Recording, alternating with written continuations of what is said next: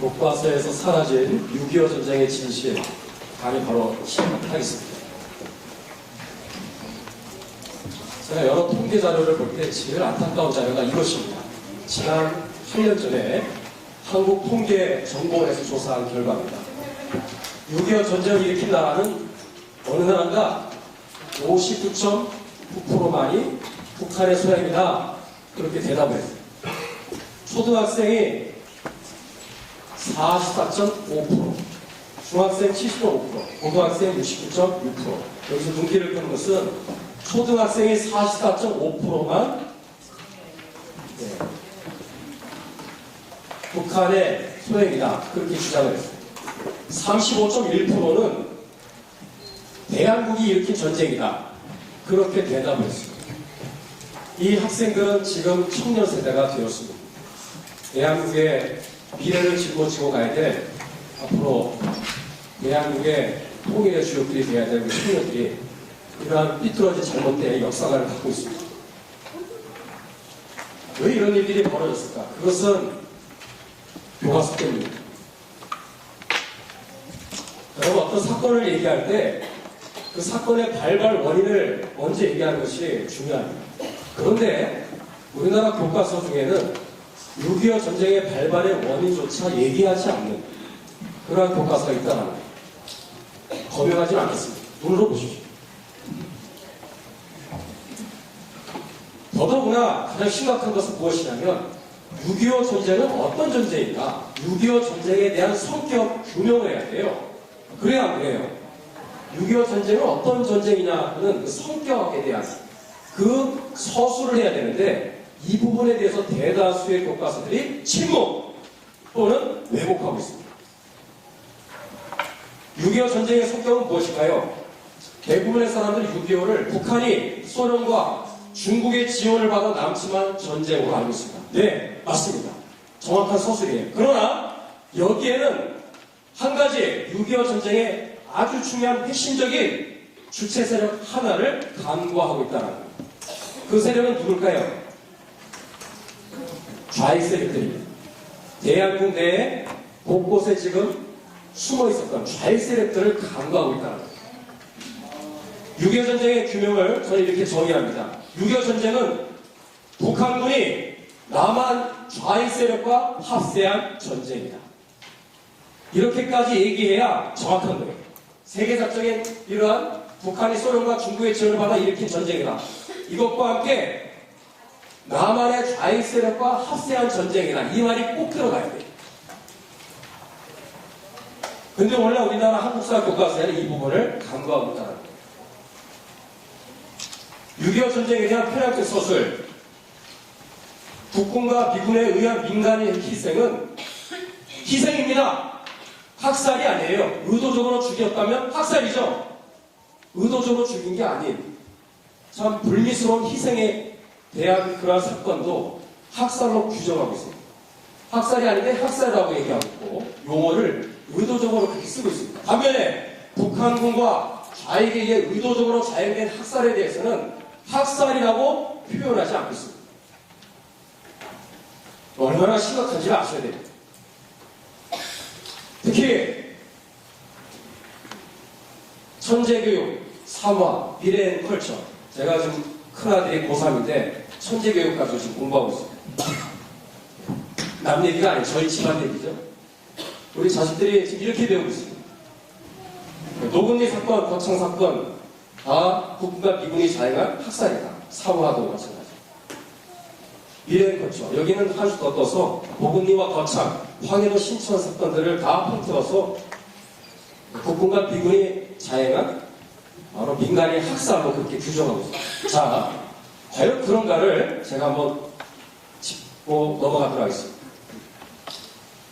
황해도 신천군에 있었던 이 신천군 사건의 진상을 말씀드리겠습니다. 황해도 지도를 보고 있습니다. 이게 바로 가운데 이 빨간 저 지역이 바로 신천군입니다. 황해도 신천군 사건은 1950년 10월에 있었던 한두 달 사이에 벌어진 사건입니다. 3만 5천여 명의 황해도 주민들이 죽은 사건이에요. 어떻게 죽었는가? 왜 죽었는가? 피카소의 그 한국에서의 학살이라는 그런 유명한 글이 있습니다. 이 그림이 있습니다. 이게 6.25 전쟁 중에 그린 바로 반미 선동을 목적으로 그린 바로 공산당원 피카소가 그린 작품입니다. 이 작품이요, 비랭컬처와 천재교육 교과서에 수록되어 있습니다. 과연 미군의 짓인가? 황해도 신천에 신천박물관이 있습니다. 거기에는 다 이런 식으로 아주 잔인하게 미군들이 사람을 끔찍하게 저렇게 양민학살했다고 하는 것을 그림으로 또 아주 리얼하게 그렇게 부스마다 그렇게 해서 진열을 했다고 합니다. 여러 끔찍한 사진들이 있는데 제가 선별해서 실어줬습니다. 심지어는 머리를 저렇게 톱으로 살해하는 장면들이 나옵니다. 자, 과연 미군의 소행인가? 그렇지 않습니다. 누군지 아세요? 여러분 알 리가 없죠. 저희 부모님입니다. 왼쪽에 계신 분은 76년에 돌아가신 저희 할아버지고요. 저희 아버님입니다. 제가 고향이 백령도입니다. 백령도에 지금 살아계십니다. 저희 아버님 조남입니다. 현재 88세예요. 저희 아버님은 신천 대학살에 바로 그 현장에 있었던 분입니다. 누구보다 저는 확실한 증거를 갖고 있는 거죠. 수없이 들었어요. 저한테 했던 얘기를 제가 녹취해서 그대로 적어봤습니다. 6.25 전쟁 후에 아버지와 나는, 할아버지입니다. 아버지와 나는 반동부자라는 이름으로 인민군에게 체포되어 황해도 신천 감옥에 투옥되었어. 그때 감옥에는 약 150명의 사람들이 반동부자라는 이름으로 함께 투옥되었지. 그리고 구입한 서울 수복과 함께 국군이 이북으로 북진할 때 퇴각하는 공산군들이 감옥에 있는 사람들 향해 따발총을 쏘고 불을 지르는데 그때 할아버지와 나를 포함해 4명만 극적으로 살아났고 나머지는 다 비참하게 죽었습니다. 얘기를 제가 여러 번 들었습니다. 감옥이 호술했기 때문에 추파긴총, 따발총을 난사 불을 지를 때 감옥이 허물어집니다. 처음에 화장실 틈으로 들어갔다 숨었다가 그 난리통에 밖으로 빠져나왔어요. 그래서 나중에 백령도로 나중에 배를 타고 넘어오셔서 거기서 사시게 되었습니다. 그러면서 이제 1951년 5월에 1.4.5 때 내려오시죠. 5월에 내려오실 때 그 몇 달 동안의 어간 동안 황해도에서 일어났던 일들을 똑똑히 보셨어요. 미군이 한 게 아닙니다. 해리슨 중위가 미군들을 이끌고 50일 동안 3만 5천 명을 죽였다고 북한에서 그렇게 가르칩니다. 근데 우리나라 한국사 교과서가 그거를 답습하고 있습니다. 몇몇 교과서가 그렇죠. 미군들의 소행이라고 얘기하고 있습니다. 자, 노근리 사건의 진상. 시간 관계에서 지난 빨리 지나가겠습니다. 노근리 사건 여러분 아셔야 됩니다. 충북 영동 노근리에서 일어난 쌍굴단에서 일어난 사건입니다. 영화도 나왔습니다. 1950년 7월 26일에 발생한 참 6.25 전쟁의 와중에 일어났던 참 비극적인 사건입니다. 결론부터 말씀드립니다. 노근리 사건은 학살이 아니라 미군의 공포와 무지, 그로 인한 오판과 미숙으로 인해 발생한 비극적인 사건입니다. 의도적으로 죽인 게 아닙니다. 2001년에 한미항공 합동조사 결과 전쟁 과정에 불가피한 오발사고였다 라고 발표했습니다. 당시에 짐을 수색하는 장면입니다. 7월 24일 그 자리에 있었던 미 제1기병사단의 전투일지를 보면 미군의 피난민 통제가 얼마나 까다로운 문제였는지를 알 수가 있습니다. 피난민 통제는 어려운 문제였다. 누구도 무관인민을 사살이 원치 않는다. 그러나 한국인들의 전통적 흰옷을 입은 피난민으로 보이는 많은 무고한 사람들을 달구지로 탄약과 중무기를 나누고 등에는 군사장비를 짊어진 북한 군인들로 밝혀졌다. 이런 일들이 비일비재했다는 거예요. 흰옷 입은 한 남자가 여자와 아이를 데리고 있었는데 여인은 임신 중이었다. 조사를 하자 여인은 임신하지 않은 것으로 밝혀졌다. 그러나 임신한 것처럼 위장해 소형 라디오 노속에 숨겨가던 중이었다. 당시 북한군은 피난 복장을 하면서 첩보활동 및 게릴라 활동을 한 경우가 무진장하게 비일비재했다는 것을 이것을 이해를 해야 됩니다. 당시에 바로 장면이에요. 노근리 사건이 있었던 바로 그 다음날 찍은 사건이에요. 7월 27일 날 찍은 사건. 어린애까지 모수색을 해야만 했던 바로 당시 상황입니다. 어린이들의 몸에 또는 임산부로 가정하여 몸에 무기와 통신기를 감추었던 빨치산들의 전술에 미군들은 몸소리를 쳤다고 합니다. 노근리 사건은 미군 병사들의 공포와 무지가 많은 영향을 끼쳤습니다. 미군은 전투훈련을 거의 받지 않고 투입되어 전투에 미숙했습니다. 미군은 북한군이 민간인 복장을 하고 전선에 침투해 온다고 믿고 군복을 착용하지 않은 한국 남자는 모두 다 공상 게릴라로 보았습니다. 이러한 요소들이 노근리 사건을 낳은 것입니다. 분명한 것은 국군과 미군은 피난민이 순수한 양민인 것을 알며 공격하지 않았다는 거예요. 이걸 우리가 잊지 말아야 돼요. 하지만 6.25 전쟁 중에 순수 피난민 무리를 잘못 알고 폭격하는 오폭사고가 여러 번 있었습니다. 백선혁 장군의 군간나라는 수기에 보면 각종 위장으로 피하가 구별하기 어려운 경우도 많아서 아군끼리의 오인 사격과 오폭사고가 적지 않았다고 증언하고 있습니다. 심지어 미군이 국군을 적으로 오인하고 폭격하는 경우도 많았습니다. 어떤 날 저녁에는 미군과 미군끼리 자기네들끼리 교전이 벌어지는 웃지 못할 일들도 있었습니다. 한 가지 좀 보여드리겠습니다. 이게 호주 비행기입니다. 1950년에 7월에 노근리 사건이 있었던 그 해 7월 달에 두 건의 있을 수 없는 그런 일이 발생합니다. 7월 4일에 호주 전투기 조종사들이 우리나라 지리에 미숙하다 보니까 금강을 한강으로 오인합니다. 수원과 평택을 폭격합니다. 그래서 남아는 국군 200명이 그 자리에서 폭격에 의해서 사망합니다. 미군 1명 사망합니다. 7월 30일 경북 고령에서 북한 게릴라군과 접전 중이던 경찰에게 미군이 집중사격을 하는 바람에 경찰 30명이 사망을 합니다. 6.25와 이승만이라는 책을 쓰신 영국인 프란체스카에서의 증언입니다. 도대체 뭐가 뭔지를 구분 못하고 싸우는 이 사람들은 못하러 온 사람들인가? 우리 아이들이라면 그따위 명창한 실수는 저지르지 않을 것이다. 대통령은 메가도 사령관에게 이런 실수를 따지는 편지를 썼다. 라고 말하고 있습니다. 노근리 사건, 이것은 참 불미스러운 사건이었습니다.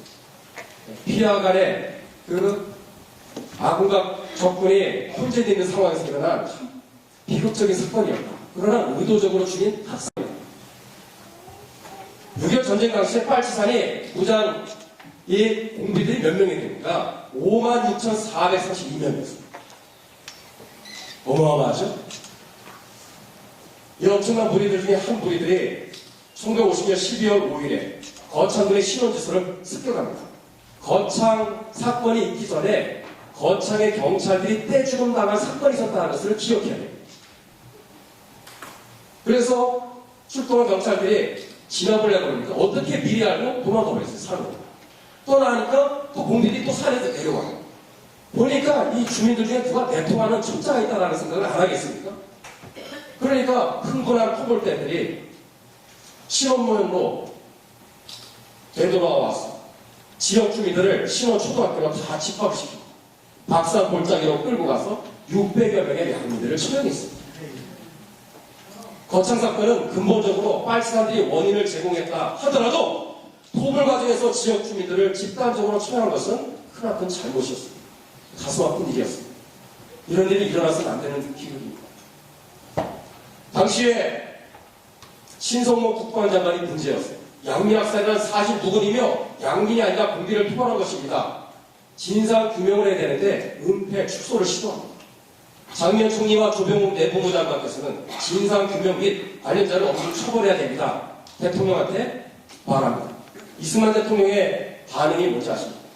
신성모 장관은 양민학살이 없다고 하지만 꼭 믿을 수 없으니 내무부, 법무부, 국방부, 산부 합동으로 다시 조사하라. 라고 얘기했습니다. 결론, 거창 사건은 이승만 대통령이 지시해서 일어난 사건이 아닙니다. 거창 사건은 노근리 사건과는 달리 빨치산 토벌하는 가운데 흥분하고 오픈한 국군에 의해 발생한 지극히 불행하면서도 불미스러운 사건이었습니다.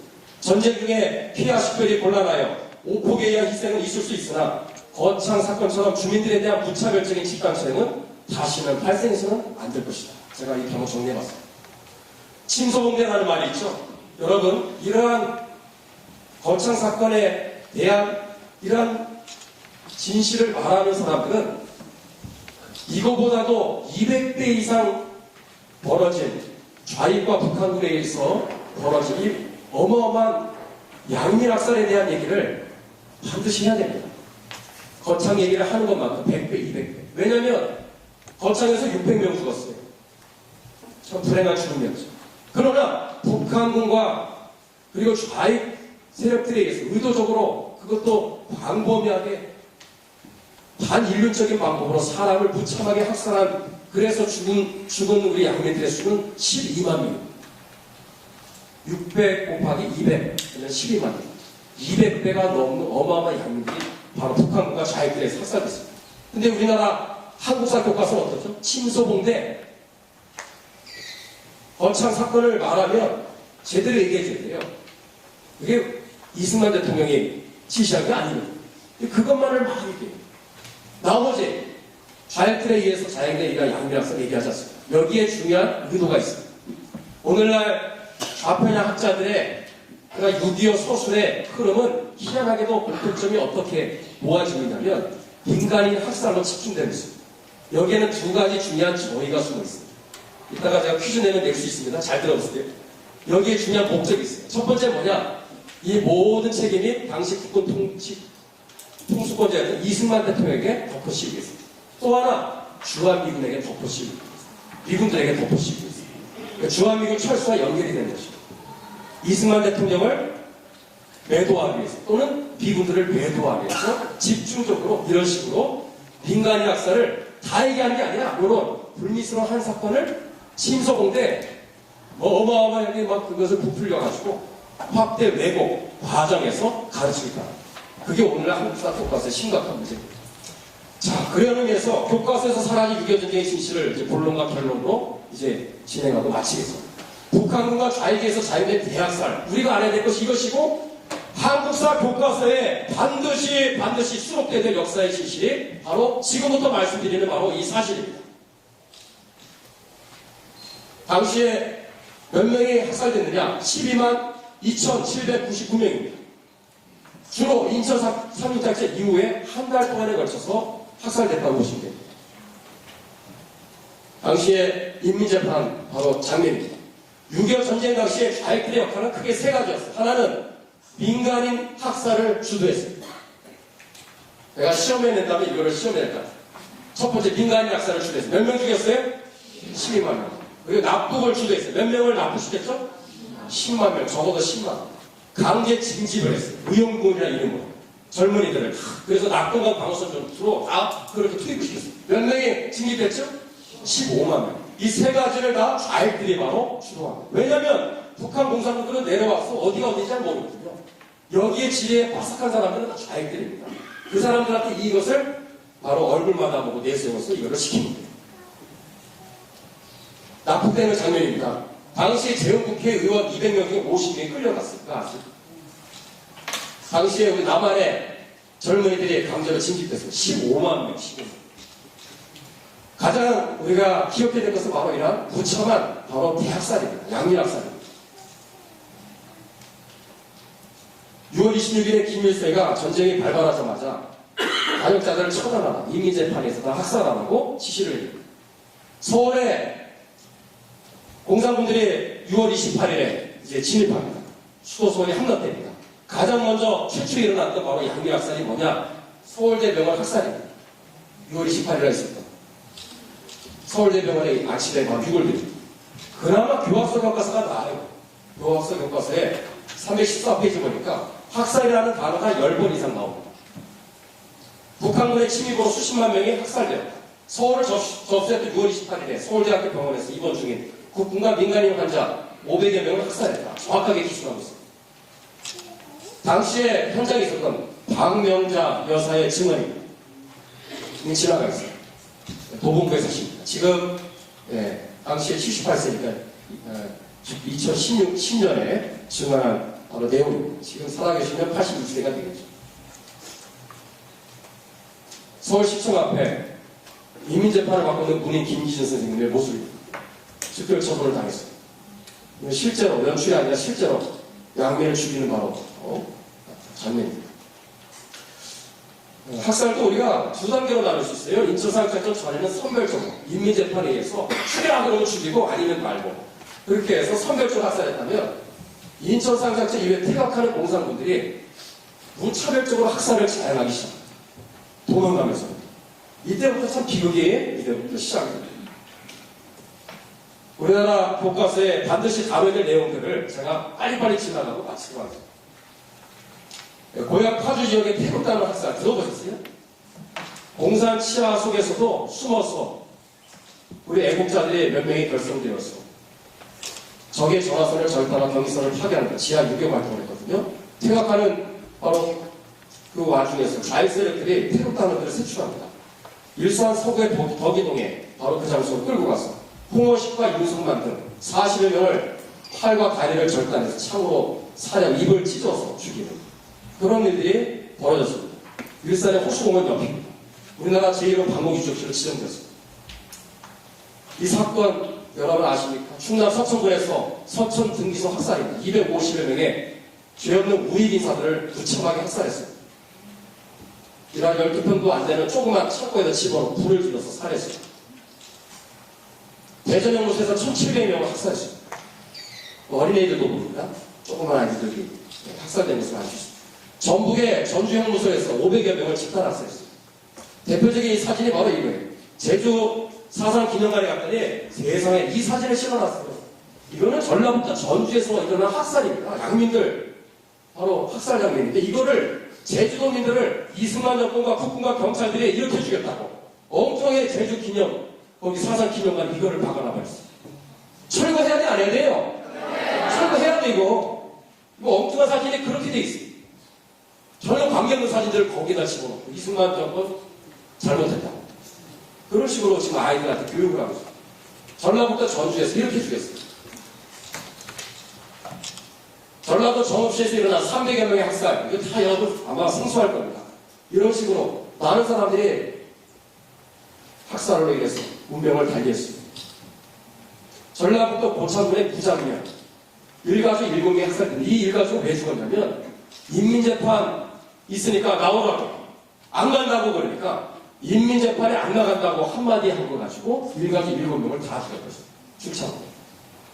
이분은 그때 서울에 있었어요. 큰언니, 유일하게 살아난 큰언니의 그 육성 증언을 듣고 나중에 이제 지난 몇 년 전에 이것을 이제 책으로 증언을 발표한 적이 있습니다. 이분은 제가 개인적으로 아는 분입니다. 제가 가끔씩 녹취를 하거든요. 그 당시에 계셨던 분들, 우리 오래된 연세가 계신 분들 찾아가서 6.25 관련 증언도 하고 녹취도 하고 그러는데 이분이 82세입니다.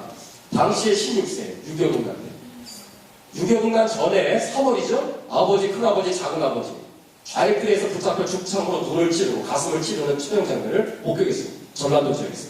6.25 전쟁 전입니다. 우리나라는 6.25 전쟁 전에 얼마나 좌익들이 얼마나 많은 학살을 했는지 우리가 그것까지도 기억해야 됩니다. 6.25 동란 중에 좌익들의 위협을 피해서 너무 무서워서 지리산 운동으로 피신합니다.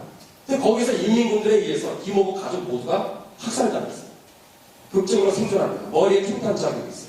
스치고 지나간 자국이 지금도 선명합니다.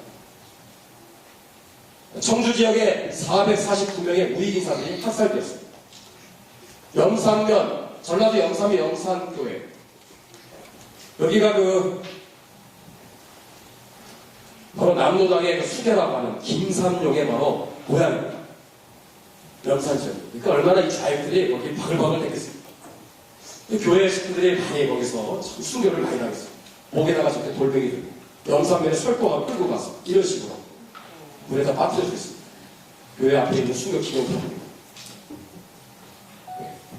영산면의 야월교회 여기도 마찬가지 65명은 전교인 숫자예요.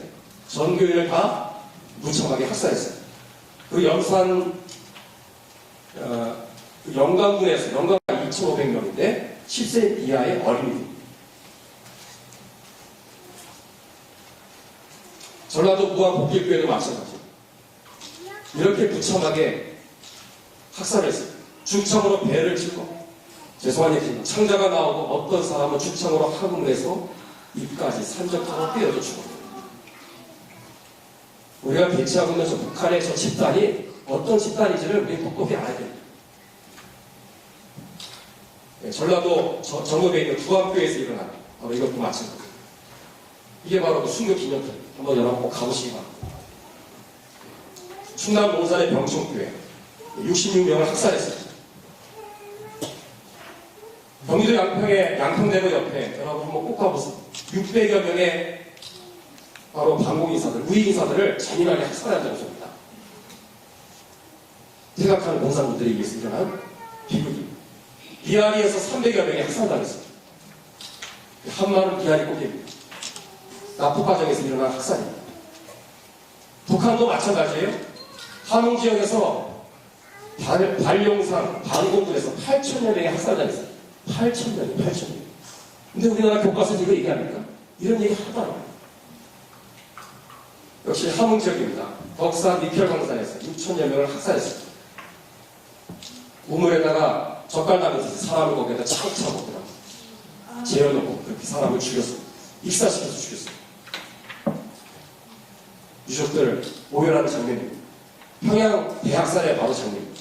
퇴각하면서 평양 지역에 있었던 반공인사들, 이런 사람들, 지준이, 뭐 기독교인들, 우익인사들 전부 다 그냥 지나가지 않고 다 죽이고 다 퇴각했습니다.